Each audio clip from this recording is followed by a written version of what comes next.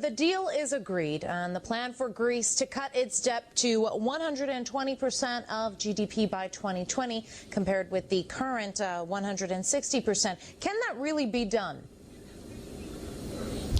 No. When this crisis started, Greece was at 120%, that is to say national debt, GDP. Over 100% is unrepayable, and that's the situation in the USA. If you add in the austerity measures, it goes up to 170%, and then after 8 years it comes down to another unrepayable level, which is 120%. The plain fact of the matter is these are manipulations to justify the banking occupation of Greece. The Greece people should revolt because they are being smashed into the ground. Their sovereignty is being destroyed. Their property assets are being sold off. They're being put into poverty and debt peonage, not just for the rest of their lives, but for their children and their grandchildren's lives. The whole thing is a fraud. Well, if Greece again fails to meet its targets, and based on what you're saying, it sounds like that could happen, is there anything left in the country that could be cut? Yeah, the Greek people are brave people. One thinks of their record during the Second World War. They're highly inventive people. All that they need, in fact, is a new policy. That policy must start by controlling the banks, which create money out of nothing, put it at compound interest, and do not put it into the real economy, and in particular to the spreading of the real economy.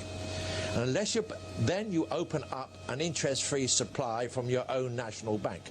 But to do that, Greece must get out of the euro and take its own destiny forward in the same way as Iceland is now doing, and doing very successfully.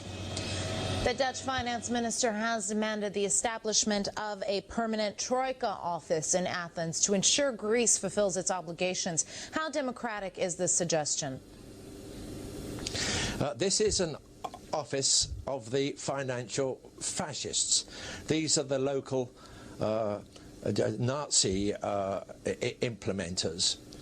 They are the sign that Greece has been occupied, colonialized, and sacrificed for something which is not going to work in any case.